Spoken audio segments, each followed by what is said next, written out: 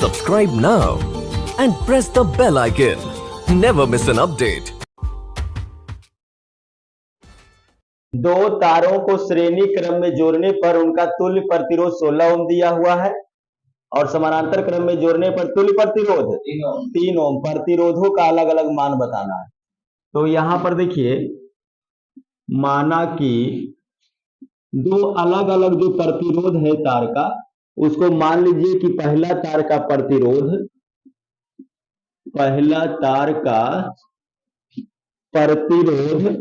R1 तथा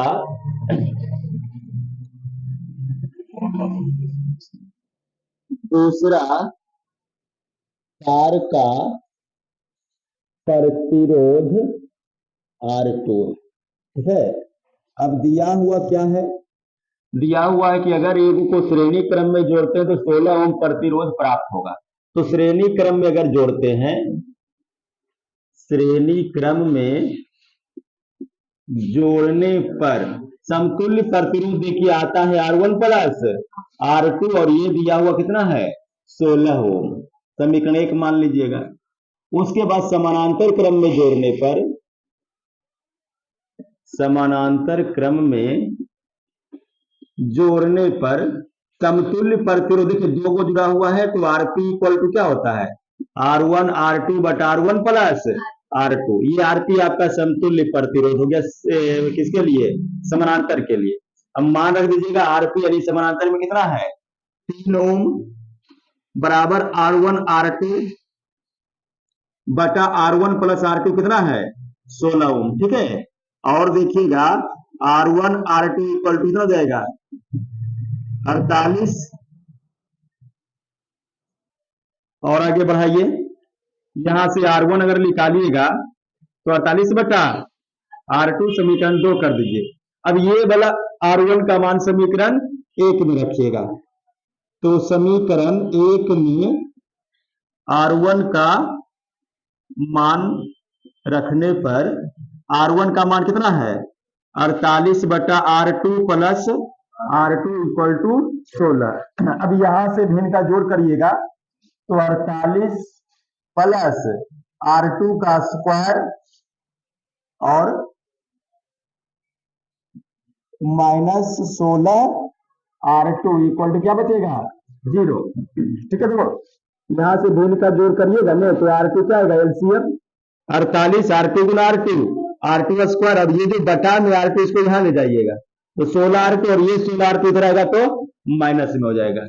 अब इसको सेट कर लीजिए, R2 का square minus 16 R2 plus 48 equal to 0। अब यहां से ये द्विघात समीकरण से टूटेगा, R2 का अब 2 मान मिल जाएगा। ठीक है। इसको तोड़िए, R2 स्क्वायर माइनस 16 को क्या लिख सकते हैं? 12 प्लस 4 और फिर R2, उसके बाद प्लस 48 इक्वल टू 0। और देखिएगा R2 स्क्वायर, इसको तोड़ दीजिए, माइनस 12 R2 मैं ले लो सर, अभी पते नहीं ब्रैकेट के अंदर चिन्ह उल्टा होता है। अगर दोनों में R2 कॉमन लीजिएगा तो एक R2 बाहर निकल गया है, माइनस कितना बचेगा? 12। दोनों में से माइनस 4 को कॉमन लीजिए तो R2 माइनस माइनस प्लस, तो 12 चौक 48। अब देखिए दोनों मिल रहा है ना, तो एक बार कॉमन ले लीजिए R2 माइनस 12 और फिर कॉमन कितना गिरेगा? R2 minus 4 equal to 0। अब यहां से देखिएगा, अगर ये वाला पूरा सिस्टम को इधर ले जाइएगा, देखिए दोनों गुणा में है, अगर इसको इधर ले जाइएगा तो क्या होगा? भाग में।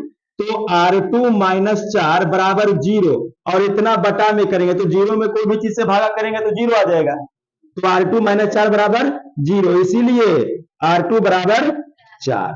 या ये भी हो सकता है कि हम इसको इधर ले जाएं, इसको रहने दें।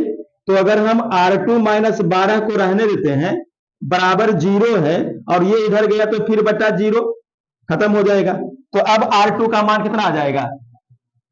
अब R2 का मान 12 आ जाएगा। अब देखिए दो संभावना है बच्चा, या तो R2 का मान 4 ओम आएगा या तो 12 ओम। अब ये दोनों का मान समीकरण 2 में, समीकरण 1 में, किसी में भी आप रख सकते हैं। देखिए यदि R2 बराबर 4 ओम हम रखते हैं किसमें, समीकरण 2 में, ठीक है, तो R1 इक्वल टू 48 बटा R2 का मान 4, तो कितना जाएगा 12 ओम। तो देखो क्या इसको बोलते, कॉम्बिनेशन क्या बनेगा, R1 हो जाएगा 12 ओम, तो R2 कितना होगा 4 ओम। देखो 12 कब आता है, 4 रखने पर। एक तो ये हो सकता है। दूसरा देखिए केस 2, यदि हम R2 का मान, यदि R2 का मान कितना रखे, देखो R2 का एक मान है 4 और एक मान कितना है 12, तो अभी 12 ओम रखिए, 12 ओम समीकरण 2 में, समीकरण 2 में, तो कहां है समीकरण 2, यहां देखो R1 बराबर 48 बटा R2 का मान 12, कितना हो जाएगा 4 ओम। तो फिर देखिए कॉम्बिनेशन, R1 अगर 4 है तो R2 12 ओम होगा।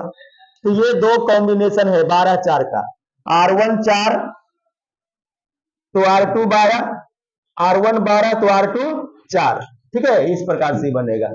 लिख लो इसको।